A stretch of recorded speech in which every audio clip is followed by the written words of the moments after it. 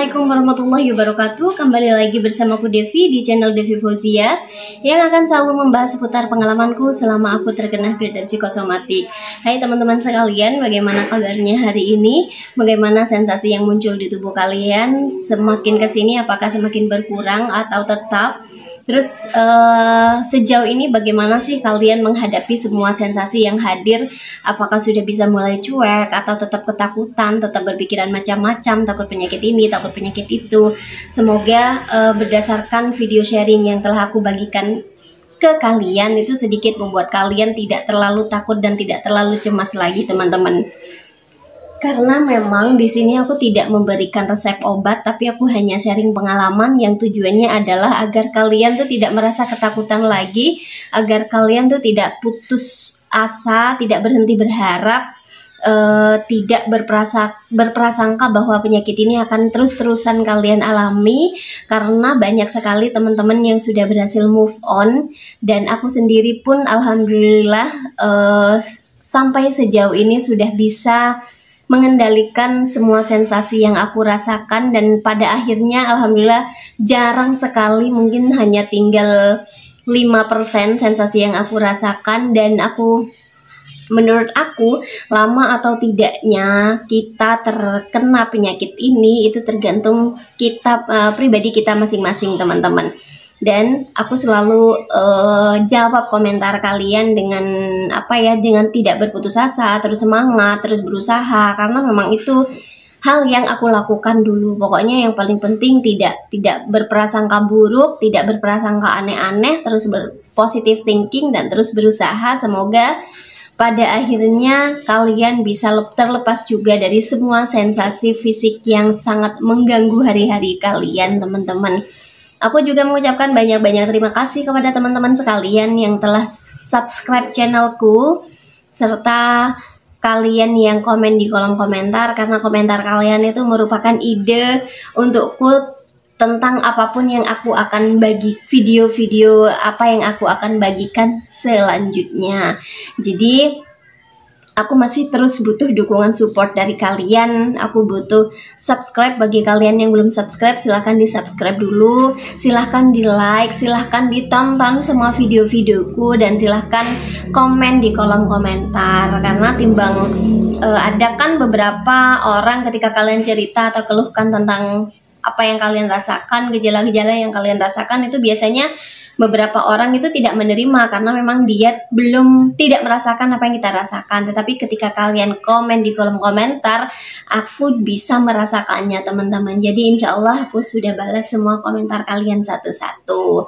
Nah, hari ini aku akan bahas tentang ini karena ada pertanyaan dari kalian, jadi aku baru ingat ternyata dulu aku pernah merasakan itu, teman-teman.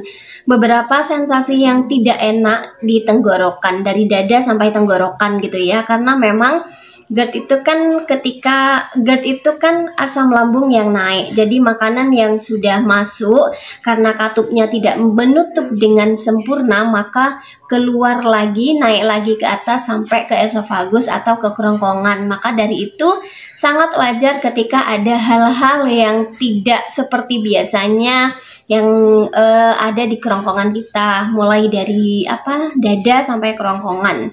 Nah, terus kemarin ada yang nanya kayak kerongkongan mengganjal, kayak ada sesuatu gitu ya. Nah, aku juga lama merasakan sensasi ini, teman-teman. Bahkan kalau aku ini ada produksi dahakku ini benar-benar berlebih. Dari awal aku terkena GERD, teman-teman, itu aku sudah merasakan yang namanya dahak berlebih. Padahal sedang tidak batuk, tetapi produksi dahak itu terus-menerus ya. Jadi kayak bahkan waktu sholat pun itu rasanya pengen cepet-cepet karena pengen mengeluarkan dahak gitu, teman-teman, kayak yang penuh aja. Tapi ya memang ada dahaknya, bukan cuma perasaan mau berdahak, tapi memang lendirnya tuh ada, teman-teman. Sampai ketika aku ngajar ya kan tidak mungkin bolak-balik kamar mandi. Aku sedia tisu, teman-teman. Aku sedia tisu, menyijikkan ya, sorry.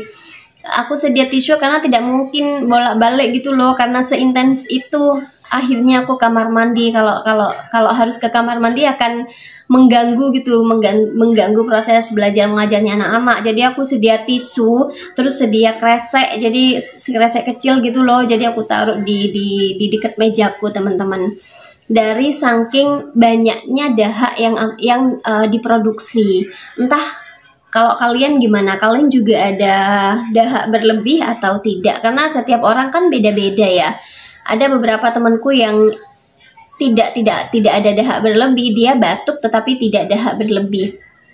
Kalau aku memang waktu itu dahak berlebih selama berbulan-bulan, sampai aku mikirnya macam-macam. Biasa lah ya, yang terkena psikosomatik ada sensasi fisik satu aja sudah pikirannya jauh ke depan, dan itu yang membuat aku tuh lama lambungnya susah turun, dan akhirnya produksi dahaknya berlebih terus. Itu akhirnya lama teman-teman, karena berpikirnya sudah apa ini paru-paru ya, aku ada dahak kayak gini gitu. Sempat di dahaknya itu ada darah sedikit. Aku sudah mulai ketakutan itu ya, aku ada darah gitu ya. Jadi mulai berpikiran macam-macam. Ternyata kan kalau tenggorokan ada yang mengganjal itu kan kita tidak enak ya, tenggorokan tidak enak. Jadi maunya tuh gitu-gitu terus, berdehem terus. Mungkin iritasi, jadi ada luka sedikit, jadi itu makanya sampai berdarah sedikit, tapi tidak pas keluar banyak, cuma ikut di lendirnya itu teman-teman. Dan itu membuatku cukup parno, cukup takut waktu itu.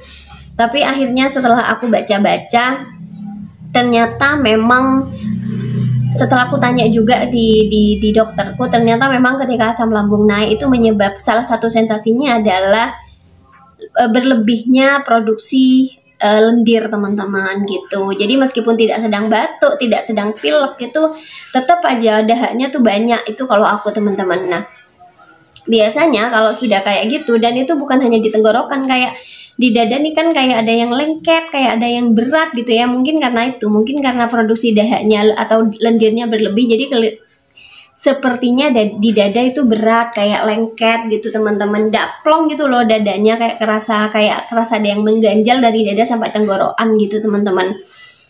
Nah, akhirnya aku menyiasatinya. Biasanya pemicunya. Nah, hal-hal yang perlu dilakukan ketika aku dulu mengalami sensasi itu. Yang pertama, aku cukup kenali pemicu kenapa sensasi itu bisa aku rasakan. Nah, ternyata setelah aku teliti lagi, setelah aku makan gorengan terlalu banyak atau makan makanan berlemak yang terlalu banyak, itu biasanya produksi dahaknya mulai banyak lagi teman-teman. Tapi setelah aku ngurangi gorengan itu mendingan, tidak pas langsung habis, tapi mendingan, tidak sebanyak ketika aku mengkonsumsi gorengan.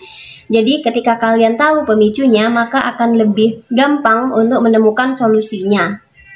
Karena aku makan gorengan terlalu banyak. Dan yang kedua, ketika kalian mengalami sensasi ini ya, jangan terlalu cemas, karena aku sudah sharing video ini, aku juga merasakan hal yang sama. Karena ketika kita terlalu cemas terhadap hal itu, maka asam lambungnya tidak berkunjung stabil, tetap naik. Jadi itu produksi dahaknya akan terus-terusan teman-teman. Jadi yang kedua adalah jangan cemas, karena banyak orang yang juga mengalami sensasi ini. Terus yang ketiga, minum air hangat. Mulai sejak terkena GERD ya, aku sering mengkonsumsi air hangat teman-teman. Sering mengkonsumsi air hangat, bukan air yang panas tapi air hangat. Setelah aku konsumsi air hangat tuh biasanya agak lega gitu, tenggorokan sampai dada nih agak lega, tidak terlalu berat lagi. Jadi bangun tidur aku biasanya minum air hangat. Terus kalau lagi di tempat ngajar, lagi banyak dahak gitu ya, aku sedia air hangat 1 botol gitu, itu tuh aku minum, dan itu cukup membantu agar produksi berdahaknya tidak berlebih lagi. Terus selanjutnya biasanya aku dulu ada madu murni teman-teman, bukan madu yang dijual secara online itu, yang apalah yang nggak bisa aku sebutin namanya ya, karena aku juga pernah dulu beli itu, lumayan mahal dan tidak ada efeknya di aku teman-teman. Jadi aku benar-benar konsumsi madu murni, tapi aku tidak minum sekalian, tidak langsung aku tuangkan di sendok lalu aku minum, karena kan katanya kalau kita terkena asam lambung jangan terlalu makan makanan yang manis gitu ya. Jadi aku campur dengan air hangat. aku seduh, aku campur dengan air hangat, itu biasanya mendingan. Mungkin bisa 2 kali sehari, di pagi hari atau sebelum tidur teman-teman. Jadi setelah konsumsi madu, mandinya, kalau aku mandi air hangat itu cukup menenangkan ya, jadi membuat tubuhku tuh rileks. Akhirnya semua sensasi-sensasi yang aku rasakan tuh perlahan-lahan berkurang gitu teman-teman. Karena ketika mandi air hangat kan kayak tubuhnya tuh rileks gitu kalau aku. Tapi kan kembali lagi ya, kondisi orang beda-beda. Ada yang tidak suka mandi air hangat, kayak masih terasa gerah gitu. Tapi kalau aku dulu mandinya mandi air hangat teman-teman. Nah, biasanya dengan cuaca dingin itu membuat produksi lendirnya tuh berlebih gitu. Jadi kalau lagi tidur malam-malam, aku pastikan aku selimutan, terus telapak kaki ini aku pakein ini minyak kayu putih, pokoknya yang anget-anget gitu teman-teman.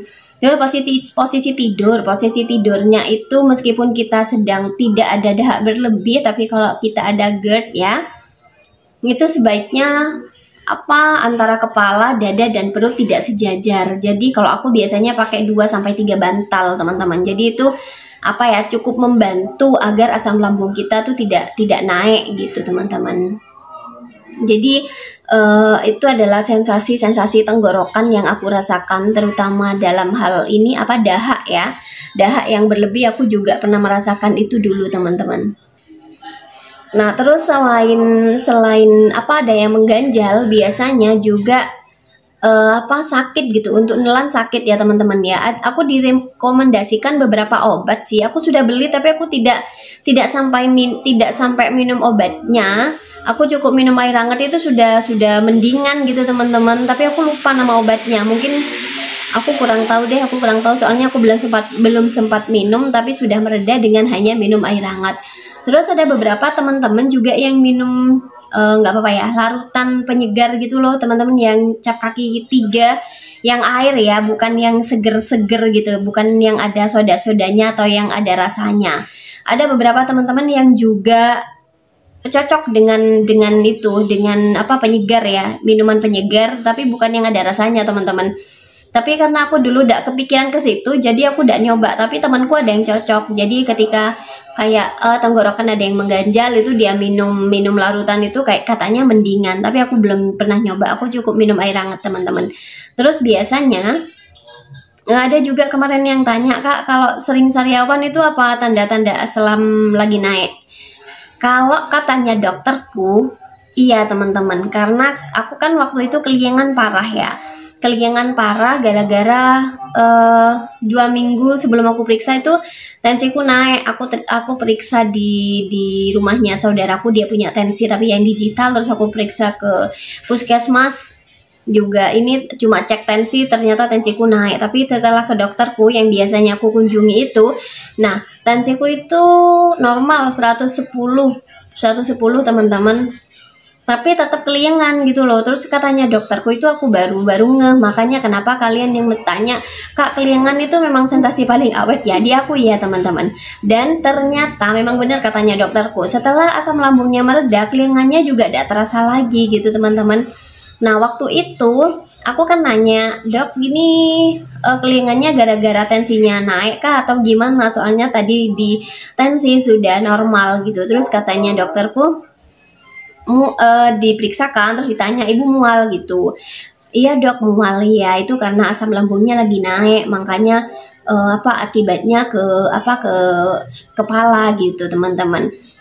Padahal lagi tidak lagi tidak makan sembarangan gitu. Mungkin sebelum-sebelumnya pernah sariawan 2 atau 3 hari? Iya. Ya itu ketika sudah ada sariawan, biasanya itu sudah tanda-tanda kalau asam lambung kita naik, katanya gitu teman-teman.